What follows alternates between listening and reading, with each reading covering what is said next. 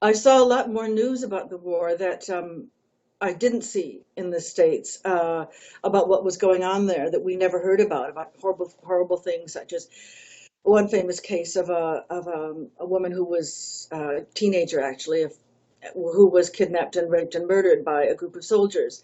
And there were stories like that constantly coming out there that I'd never heard of before. A lot of those stories came out later in the States, but when I was there for the first time was 66, 67, they weren't, I'd never heard of that, any of these stories in the States before. But I also found in England, generally speaking, there was much more awareness of the rest of the world and much more news about the rest of the world. In the States, it's almost always about the States, and if the rest of the world came in, if it was something that affected the United States, but you felt like you're closer to what was going on in all of the world, and you got a much different worldview from living in England. And I still feel that's true in England, and it's true in Canada too. You get a much more complete view of the world because there's not so much self-absorption, and the news isn't just about the United States.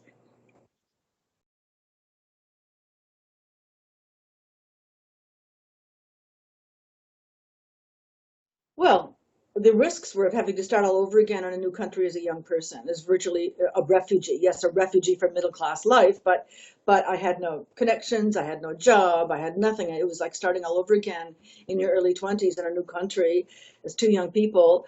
Um, that was the risks you were taking, and whether or you could actually reestablish yourself in a new country where you hadn't even really established yourself as an adult right out of college in the United States. So you started with no family, and no connections, no work. Those were the main risks.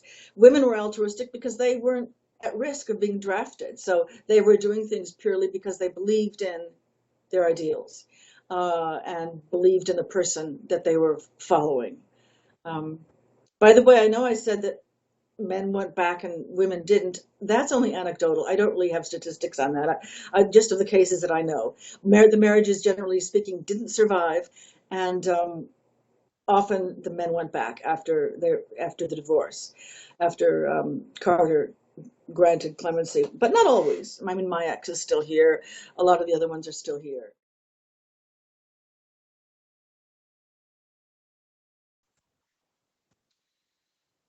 No, but I did do one book in particular that I pursued connected to Iraq war deserters who came up here.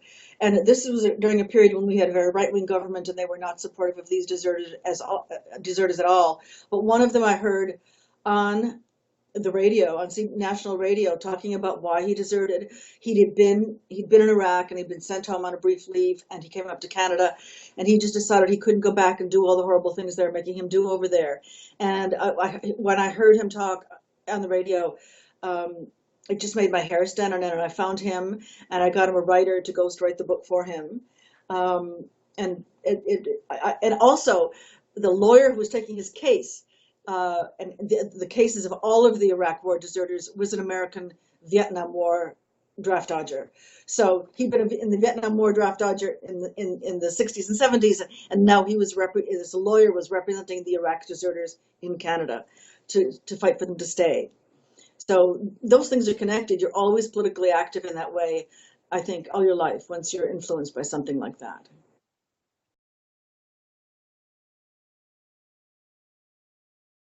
One thing that I wanted to mention is that if you look at my website, you'll see there's a book by a Vietnamese Canadian woman on the homepage, by Yusuko Tan. Actually, it's just her father who's Vietnamese, not her mother.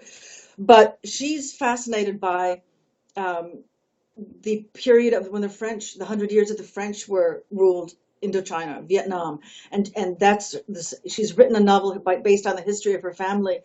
I mean, it was an era that I was not aware of at all. It's called The Mysterious Fragrance of the Yellow Mountains, and it's about the Vietnamese who were fighting against to try to drive the French out. They always failed. They always were trying to stage coups and always failing. And that's what this novel is about. And she skips right over the Vietnam period, and she's most curious about the French period. And I learned a lot about it from reading her book too. It's a novel, but it's based on her father's family's history. So, and I find that a lot of Vietnamese, like they're born long and currently alive, they were born long after the war, and they don't really care or think about the war.